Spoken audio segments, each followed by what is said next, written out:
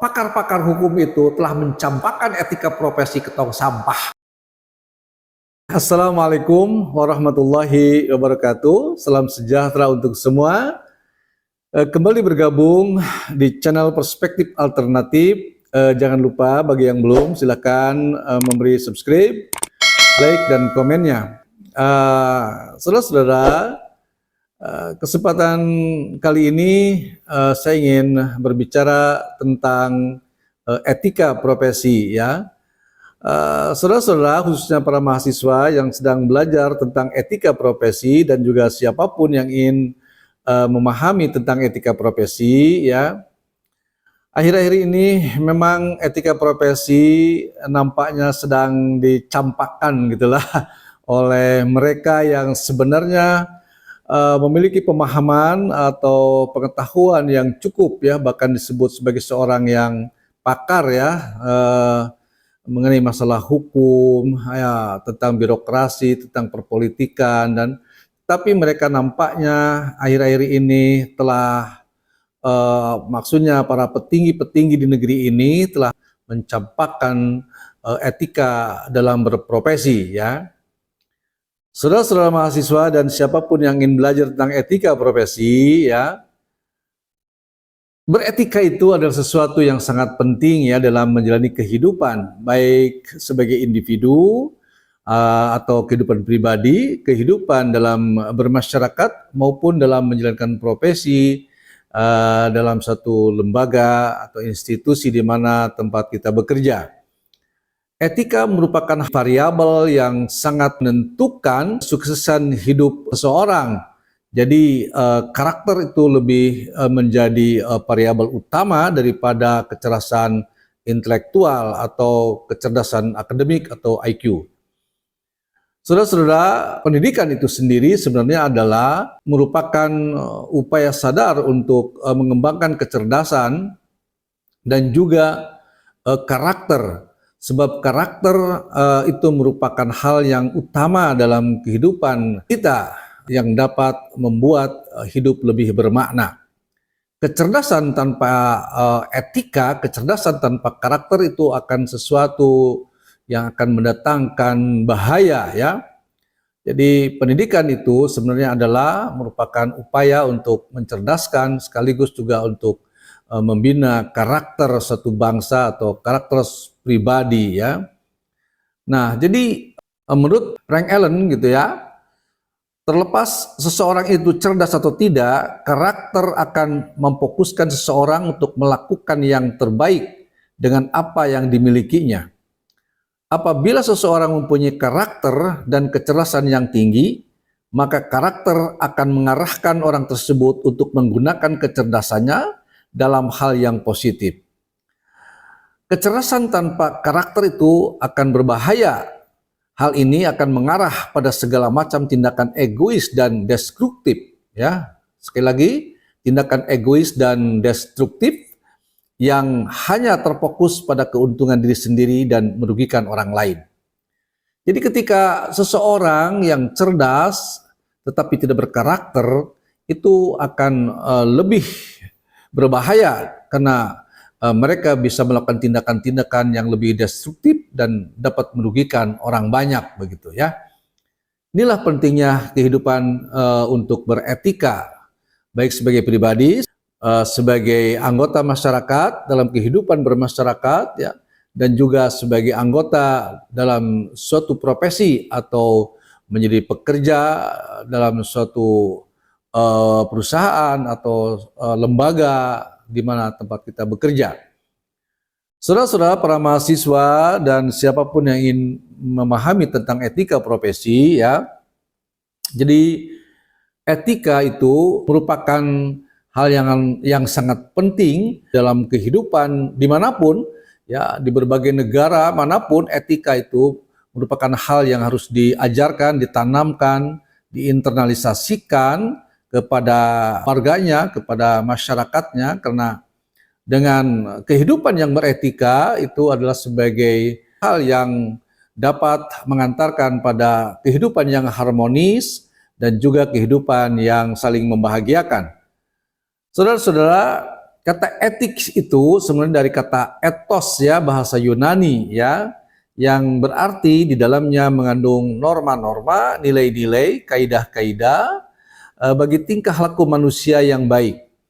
Jadi etika ya berkaitan dengan tindakan-tindakan baik atau buruk berdasarkan pada norma-norma atau nilai-nilai maupun baik yang tertulis maupun yang tidak tertulis.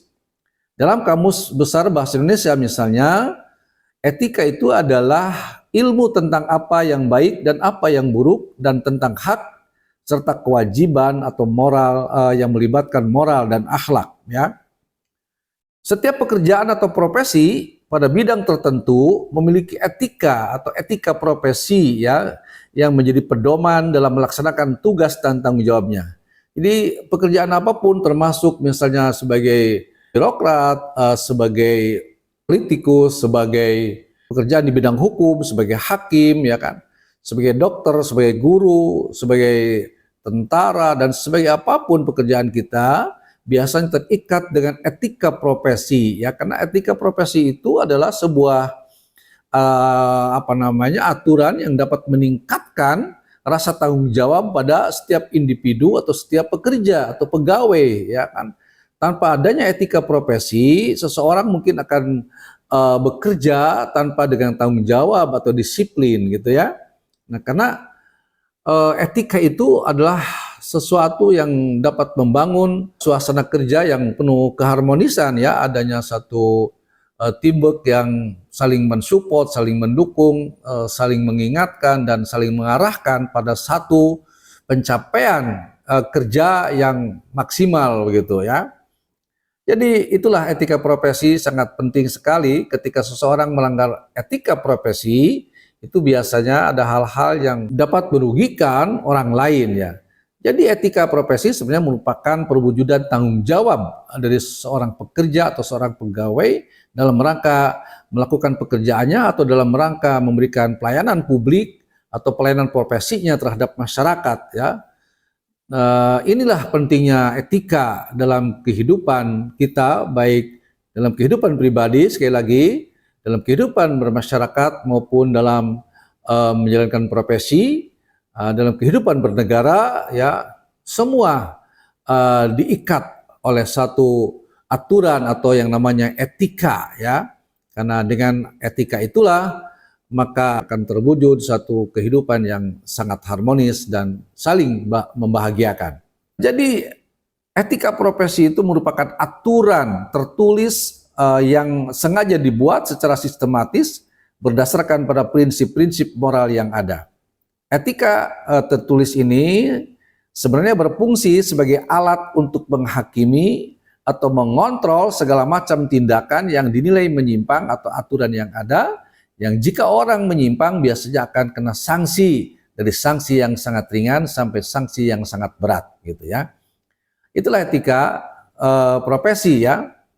Secara terminologi misalnya dikatakan Simorangkir bahwa etika atau etik itu sebagai pandangan manusia dalam berperilaku menurut ukuran dan nilai yang baik. Sidi Gajalba itu juga mengatakan bahwa etika adalah teori tentang tingkah laku perbuatan manusia dipandang dari segi baik dan buruk sejauh yang dapat ditentukan oleh akal sehat ya. Burhanuddin Salam juga berkata etika adalah cabang filsafat yang berbicara mengenai nilai dan norma, maksudnya nilai dan norma moral yang menentukan perilaku manusia dalam berbagai aspek kehidupannya. Saudara-saudara, jadi etika itu membantu manusia untuk mengambil sikap dan bertindak secara tepat dalam menjalani berbagai aspek kehidupan yang dapat memberikan kontribusi dalam membangun suasana kehidupan yang harmonis, yang dinamis, yang dapat mengantarkan pada satu keberhasilan. Ya, saudara-saudara mahasiswa dan siapapun yang mau menyimak konten ini ya, bahwa etika itu ada dua jenis. Yang pertama adalah ada etika deskriptif dan yang kedua adalah etika normatif. Etika deskriptif adalah etika yang berusaha meneropong secara kritis dan rasional sikap dan perilaku manusia dan apa yang dikejar oleh manusia dalam hidup ini sebagai sesuatu yang bernilai. Etika deskriptif memberikan fakta sebagai dasar atau memberikan fakta sebagai dasar untuk mengambil keputusan tentang perilaku atau sikap yang mau diambil. Saudara-saudara, etika deskriptif ini adalah etika yang muncul dari kesadaran jiwa atau sesuatu yang muncul sebagai rasa tanggung jawab dalam melakukan atau melaksanakan kehidupan, ya, terutama dalam kehidupan sosial bermasyarakat maupun kehidupan dalam sebuah sistem kerja, ya. Etika deskriptif ini bukan sesuatu yang dipaksakan oleh aturan yang ada, tetapi merupakan hasil kesadaran rasional dan juga melibatkan pengalaman empirik, ya, yang tentu saja ini kaitannya dengan tingkat pengetahuan seseorang yang menjadikan pengetahuannya itu sebagai dasar untuk berperilaku, ya, pengetahuannya sebagai dasar untuk melakukan hal-hal yang baik, ya. Jadi etika deskriptif itu bukan perilaku yang diatur oleh nilai-nilai atau oleh norma-norma yang biasanya bersumber dari agama atau adat istiadat, ya, tapi lebih merupakan satu kesadaran yang diarahkan oleh pengetahuannya dan menggunakan pengalaman empiriknya sebagai dasar untuk melakukan hal-hal yang baik dan menghindari hal-hal yang buruk, ya. Karena itu saudara-saudara, di negara-negara maju, ya, seperti negara-negara Eropa atau di Amerika, ya, Kanada misalnya, ya, atau mungkin Australia, dan di Asia itu Jepang, Singapura, Korea itu, ya.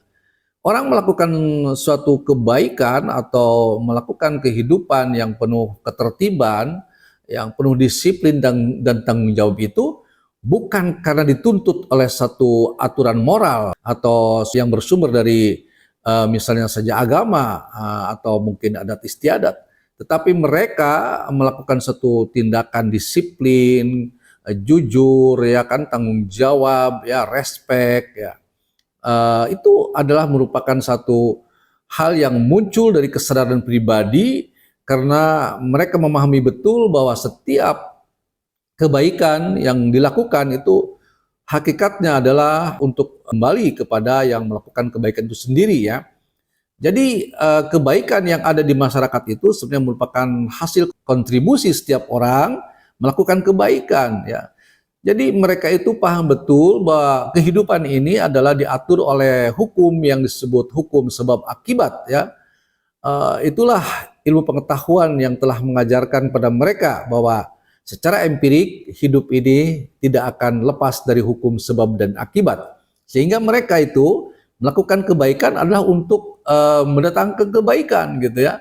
Dan karena mereka sadar apabila mereka melakukan hal-hal yang buruk, maka keburukan itu akan kembali kepada si pelakunya, gitu, ya. Sehingga kita lihat di masyarakat-masyarakat yang sudah maju, kehidupan ini akan terlihat sangat harmoni, gitu, ya. Mereka melakukan sesuatu dengan tertib, ya kan, mereka melakukan sesuatu dengan tanggung jawab, ya kan.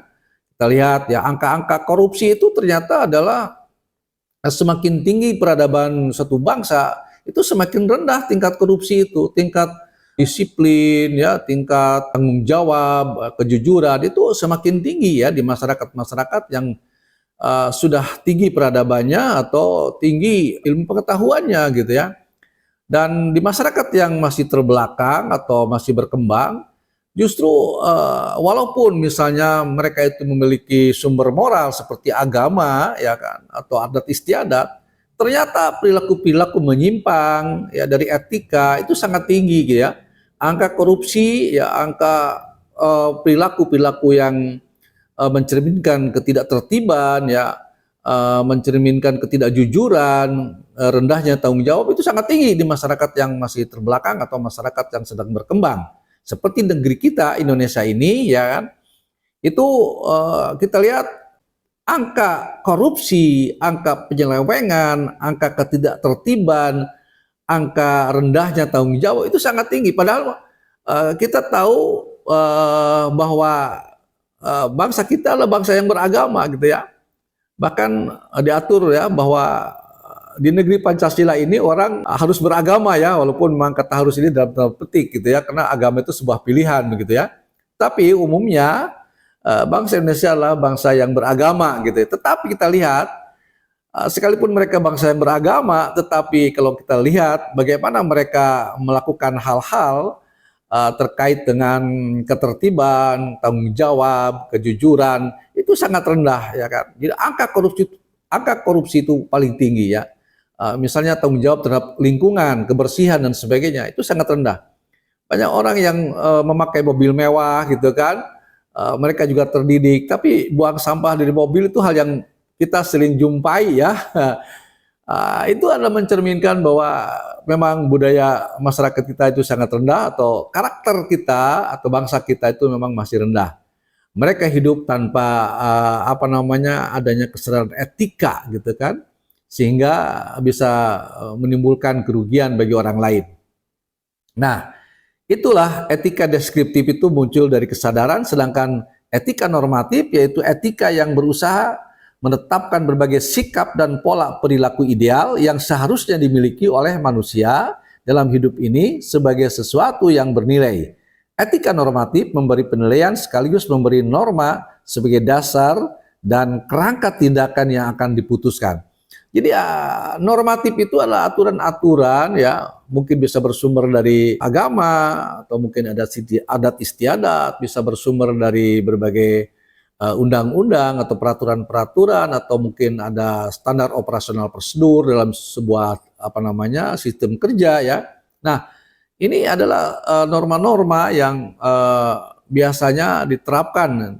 Tetapi etika normatif ini lebih cenderung mereka melakukan hal-hal yang baik itu karena dituntut untuk berbuat baik ya, bukan sebuah kesadaran ya. Kita lihat saja ya, bangsa kita ini misalnya saja banyak yang melakukan kebaikan atau sesuai dengan aturan itu karena adanya rasa takut untuk mendapatkan teguran atau sanksi misalnya ya. Jadi kalau berkendaraan misalnya mereka tertib itu karena takut kena sanksi ya. Tapi begitu sanksi itu longgar atau dalam pikirannya misalnya tidak ada pengawasan, biasanya cenderung melanggar itu. Jadi orang itu melakukan kebaikan itu ketika tidak ada lagi yang bisa dilanggar.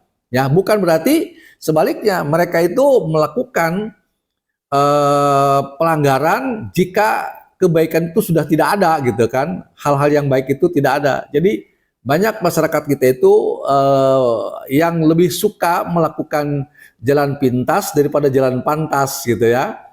Mereka itu melakukan jalan yang pantas ketika tidak ada lagi jalan pintas gitu ya.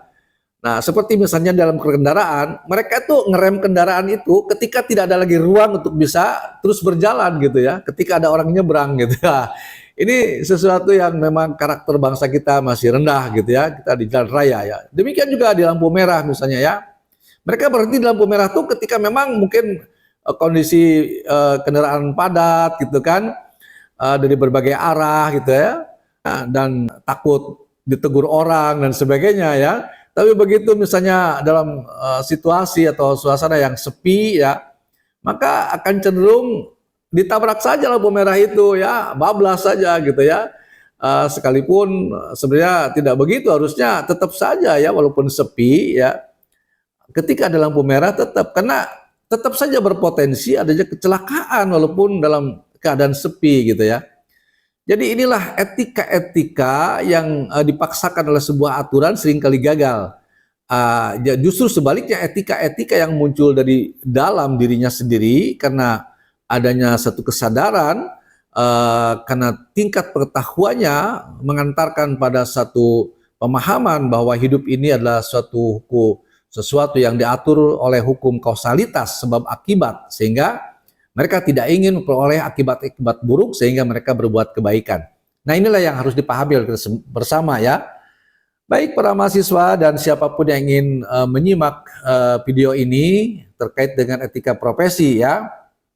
Jadi etika profesi itu terkait dengan pekerjaan, apakah itu guru, dosen, ya, kemudian dokter, militer, ya, hukum atau para hakim, ya kan, para politikus dan pekerjaan apapun sebenarnya memiliki etika gitu ya. Jadi etika itu penting ya. Jadi ada etika dalam pergaulan, etika dalam keluarga, etika dalam profesi, etika dalam politik, etika dalam kehidupan di lingkungan kita, ada etika dalam berideologi atau ya dalam pekerjaan, dalam bidang hukum dan sebagainya ya. Jadi etika itu penting sekali karena dengan etika seseorang dapat menjalani kehidupan yang lebih baik dan akan mendatangkan kebaikan bagi dirinya dan tentu saja kebaikan bagi orang lain dan lingkungan sekitarnya ya. Saudara-saudara, jadi inti dari etika itu yang pertama ada titik berat itu penilaian etika sebagai satu ilmu adalah pada perbuatan baik atau jahat atau buruk ya, susila atau tidak susila gitu ya. Perbuatan atau kelakuan seseorang yang telah menjadi sifat baginya atau telah mendarah daging, itulah yang disebut akhlak atau budi pekerti ya. Jadi etika itu juga berkaitan dengan akhlak atau budi pekerti ya. Jadi budi tumbuhnya dalam jiwa ya. Jadi sebaiknya etika itu tumbuh dalam jiwa kita sebagai sebuah kesadaran, bukan sesuatu yang dipaksakan begitu ya. Jadi sesuatu budi pekerti itu pangkal penilaiannya adalah dari dalam jiwa kita sendiri ya, dari semasih berupa angan-angan, cita-cita, niat hati maksudnya sampai ia lahir keluar berupa perbuatan nyata. Karena itu Burhanuddin Salam menjelaskan bahwa suatu perbuatan dinilai itu pada 3 tingkat ya. Yang pertama itu tingkat di mana semasih belum lahir menjadi perbuatan, jadi masih berupa rencana dalam hati ya. Yang kedua, tingkat kedua itu adalah setelah lahir menjadi perbuatan nyata yaitu pekerti, dan tingkat ketiga adalah akibat atau hasil perbuatan tersebut yaitu baik dan buruk. Inilah yang harus menjadi sesuatu yang tumbuh dalam jiwa, bahwa apapun yang kita perbuat sebenarnya akan berdampak pada apapun ya, baik dan buruknya ya. Yang kita perbuat baik akan berdampak baik, perbuatan buruk akan berdampak buruk ya. Saudara-saudara mahasiswa yang ingin terus mempelajari tentang etika ya. Jadi profesi itu kan berkaitan dengan sebuah pekerjaan ya. Apapun pekerjaan kita, di mana seseorang profesi itu adalah yang menggeluti suatu pekerjaan dengan kemampuan tertentu, dengan kompetensi tertentu ya, yang tentu saja berkaitan dengan pendidikannya ya, pengalamannya yang telah ditempuh ya. Jadi itulah profesi yang dan biasanya mengandalkan penghidupannya dari pekerjaan itu ya. Itu profesi ya.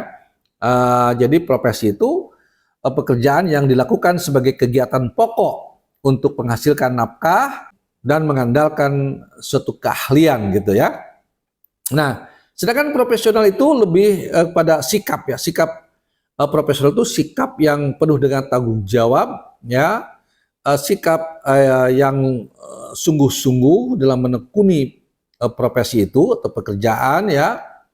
Dan di mana mereka itu ingin memberikan pelayanan terbaik ya kepada para pengguna profesinya atau layanan profesinya ya. Itulah profesional itu lebih pada sikap di mana dia memiliki tanggung jawab dengan keilmuannya untuk mengembangkan kompetensi di dalam menekuni profesinya ya. Nah, ini adalah profesional ya. Tentu saja kita harus paham juga ciri-ciri profesi itu, yaitu adanya pengetahuan khusus ya, yang biasanya keahlian dan keterampilan itu dimiliki berkat pendidikan, pelatihan dan pengalaman yang bertahun-tahun begitu ya. Yang kedua, seorang profesi itu adanya kaidah dan standar moral yang sangat tinggi.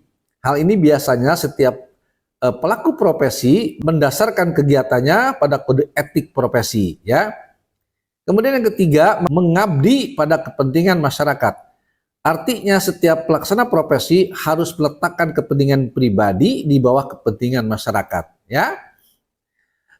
Keempat, ada izin khusus untuk menjalankan suatu profesi. Ya, biasanya setiap profesi akan selalu berkaitan dengan kepentingan masyarakat, di mana nilai-nilai kemanusiaan berupa keselamatan, keamanan, kelangsungan hidup, dan sebagainya.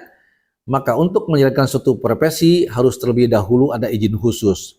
Dan yang kelima adalah kaum profesional biasanya menjadi anggota dari suatu profesi. Jadi profesi itu harus dijalani dengan sungguh-sungguh, ya, di dalamnya terkait dengan kompetensi, ada kaidah-kaidah yang mengaturnya, ya kan, dan meletakkan kepentingan pribadi itu di bawah kepentingan masyarakat. Jadi jangan menonjolkan kepentingan pribadi dan mengorbankan masyarakat. Itu adalah bukan seorang yang profesional, gitu ya. Ya, jadi dan biasanya profesi itu adalah terikat dalam satu organisasi profesi, dan organisasi profesi itu biasanya yang mengeluarkan izin dan dapat memberi sanksi biasanya, gitu ya. Nah, jadi saudara-saudara, etika profesi merupakan seperangkat nilai-nilai, prinsip dan norma-norma moral yang mengatur perilaku dan tindakan individu dalam konteks profesinya. Ini adalah panduan moral yang membantu para profesional dalam mengambil keputusan yang tepat, bertanggung jawab, dan etis dalam melaksanakan tugas-tugas mereka melayani masyarakat. Nah, itulah etika profesi. Jadi setiap profesi memiliki etika yang mengatur sehingga tidak merugikan masyarakat, begitu ya. Jadi ada prinsip-prinsip etika profesi ya. Yang pertama adalah prinsip tanggung jawab. Jadi sekali lagi, seorang yang profesional itu harus bertanggung jawab terhadap apa yang dilakukannya, dan sehingga seorang profesional akan terus meningkatkan kemampuannya, beradaptasi dengan berbagai perubahan yang ada, sehingga tidak mengurangi layanannya terhadap orang-orang yang membutuhkan profesinya. Ya. Yang kemudian prinsip keadilan. Prinsip ini menuntut kita untuk memberikan kepada siapa saja yang membutuhkan profesi kita, ya.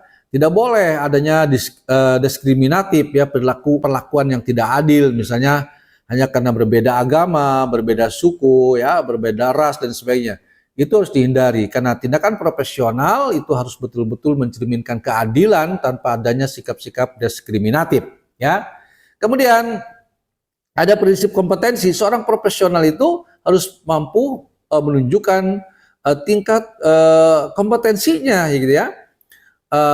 Tidak sembarangan orang menjalani suatu profesi hanya kemampuan abal-abal atau kaleng-kaleng sehingga dapat merugikan masyarakat. Jadi kompetensi harus menjadi bagian penting dalam menjalani sebuah profesi, ya. Kemudian prinsip kerahasiaan, menghormati kerahasiaan informasi bagi setiap klien, ya, sehingga klien merasa nyaman, merasa aman, tidak takut rahasianya, ya, terbongkar atau menyebar viral di masyarakat, ya. Karena itu seorang profesional dalam menjalankan profesi tertentu harus melindungi berbagai hal yang bersifat privasi kliennya, ya. Itu saudara-saudara terkait dengan prinsip-prinsip etika profesi, ya. Jadi saudara-saudara, ya, kita ini sangat prihatin sekarang ini ketika kita sekarang melihat tontonan yang tidak elok dari para pelaku hukum, ya, para pelaku politik atau politikus, ya, dan juga para birokrat, ya. Banyak di antara mereka yang sepertinya telah membuang etika profesi ini, ya, seperti sampah, gitu ya, yang dibuang ke tong sampah, ya. Jadi kita lihat, gitu ya, bagaimana seorang hakim MK misalnya saja, ya, yang jelas-jelas itu adalah melanggar etik, tetapi keputusannya ternyata mengikat dan final, ya, tidak bisa dirubah. Jadi seakan-akan keputusan hukum itu lebih berbasis pada hasil daripada berbasis proses. Mestinya kan harus dilihat, walaupun memang hasilnya memang mengikat, karena itu undang-undang mengatakan begitu, tapi jangan lupa bahwa ketika hukum itu lahir, itu bagaimana prosesnya.